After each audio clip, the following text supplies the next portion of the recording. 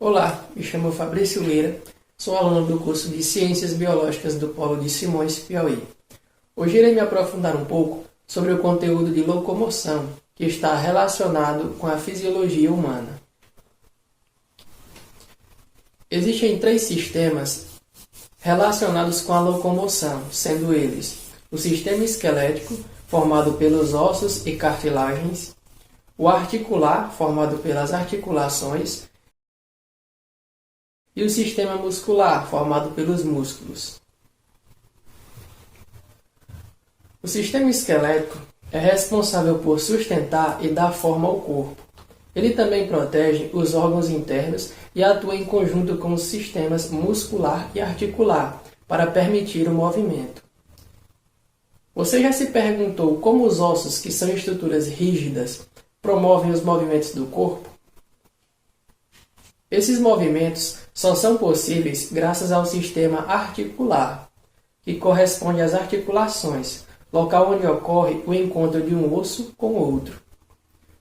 Muitas dessas articulações possibilitam movimentos relativos entre um osso e outro. O sistema muscular é formado por 3 tipos de músculos, sendo eles o estriado esquelético, que possui contração vigorosa e voluntária, isto é, seus movimentos obedecem à nossa vontade, como por exemplo, os músculos dos braços e das mãos.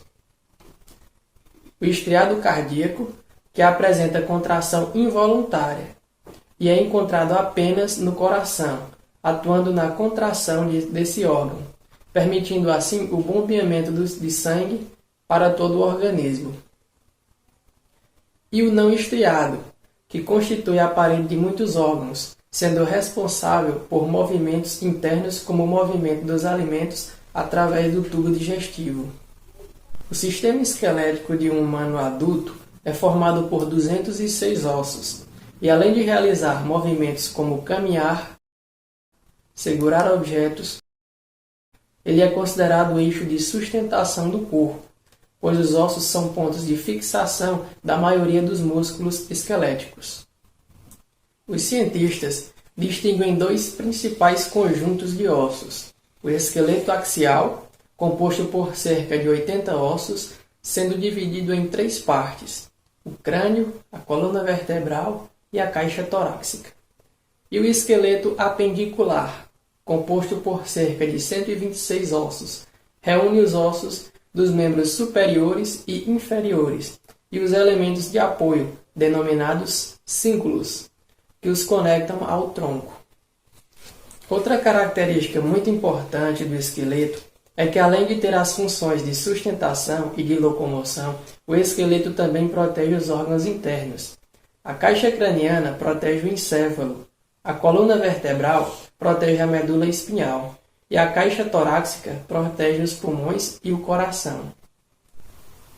Existem 4 tipos básicos de ossos: os longos, os curtos, os planos e os irregulares. Irei citar alguns exemplos e características de cada um deles agora. Como exemplo de osso longo, posso citar o fêmur. Seu comprimento é maior do que a largura e é considerado o maior e o mais volumoso osso do corpo humano, podendo ser encontrado na coxa. Os ossos do carpo são exemplos de ossos curtos. São quase iguais em comprimento e em largura, fazendo parte do esqueleto da mão, que se articula com o antebraço e o metacarpo. As costelas são exemplo de ossos planos. São ossos finos, achatados e podem ter diversas formas. Geralmente apresentam a função de proteção. Como vocês podem ver na imagem que está atrás de mim, essa é uma costela humana de verdade, na qual eu tive a oportunidade de segurar e tirar uma foto na aula que tivemos de anatomia humana. As vértebras são exemplos de ossos irregulares. Não se encaixam em nenhuma das categorias anteriores. Nessa mesma aula de anatomia humana, eu também tive a oportunidade de segurar uma vértebra humana, como vocês podem ver na imagem aqui atrás de mim. Apesar dessas diferenças em tamanho e forma, os ossos possuem basicamente a mesma estrutura. A aparência dura e resistente dos ossos pode não transmitir a ideia de que são estruturas vivas, que possuem células e recebem nutrientes, gás carbônico e hormônios pelo sangue. Os ossos são envolvidos por um tecido conjuntivo fibroso, e nas extremidades da maioria dos ossos existe cartilagem. Essa camada cartilaginosa auxilia na redução do atrito provocado no contato entre os ossos, nas articulações móveis, evitando desgaste e deformação. Você já imaginou se caso não existisse essa cartilagem entre os ossos?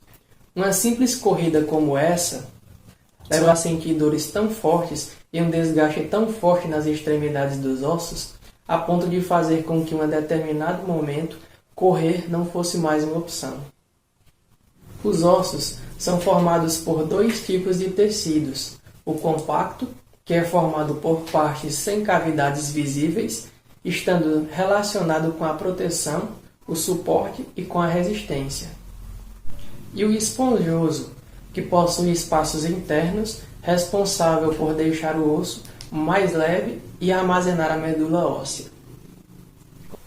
Falando um pouco mais sobre o sistema articular, muitas articulações, que são as regiões de contato entre os ossos, permitem o movimento do corpo.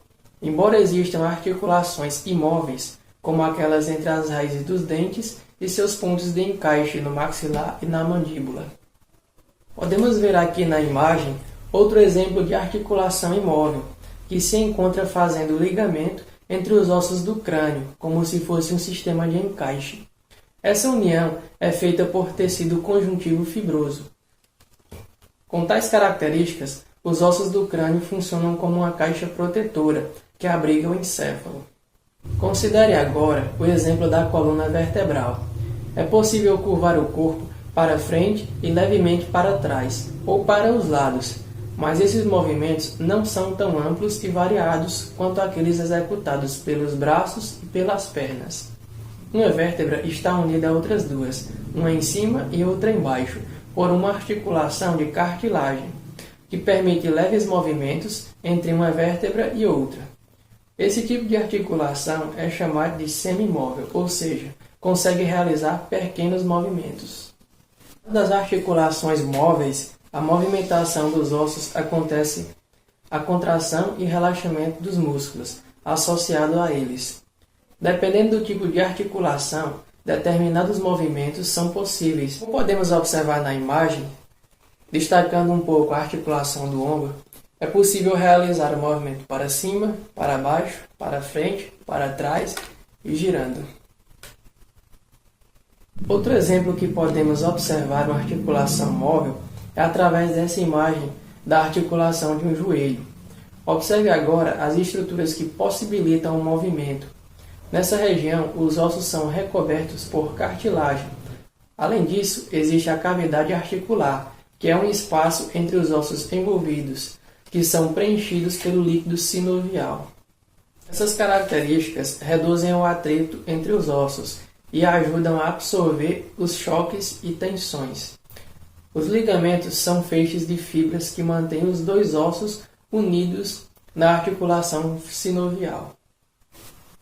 Falando um pouco mais sobre o sistema muscular, o tecido muscular estriado esquelético tem controle voluntário, embora em muitos músculos desse tipo esse controle seja parcial. Você consegue piscar os olhos de acordo com sua vontade, porém os músculos que fazem suas pálpebras se fecharem também funcionam sem que você perceba. Quando os músculos esqueléticos se movimentam, os tendões são tracionados e estes, por sua vez, tracionam os ossos. Geralmente, um dos ossos envolvidos no movimento é mantido próximo à sua posição original, enquanto o outro osso é móvel. Podemos citar como exemplo o húmero. Quando a gente realiza este movimento, o húmero fica praticamente na sua posição original e o rádio e a una são quem se movimentam.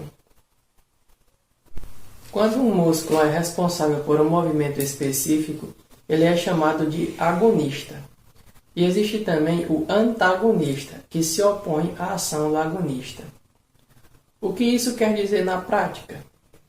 Um bom exemplo de músculo agonista é o bíceps, e de músculo antagonista é o tríceps. Quando o bíceps, que é o músculo agonista, esse músculo aqui da frente, se contrai, quando ele realiza esse movimento que ele se contrai, ele sofre encurtamento, fazendo com que o tríceps, que é esse músculo aqui atrás, também conhecido como músculo antagonista, se alongue de forma progressiva e controlada, resultando assim em um movimento coordenado. Cada músculo esquelético é constituído por feixes de fibras musculares. A fibra muscular, ou miócito, corresponde à célula muscular, que é bastante alongada e possui numerosos núcleos e mitocôndrias.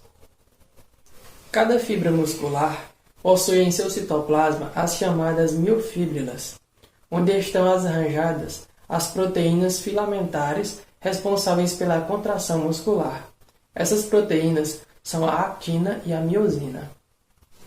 Essa foi a minha videoaula sobre os movimentos de locomoção da fisiologia humana. Espero que tenham gostado. Fiquem com Deus e até a próxima.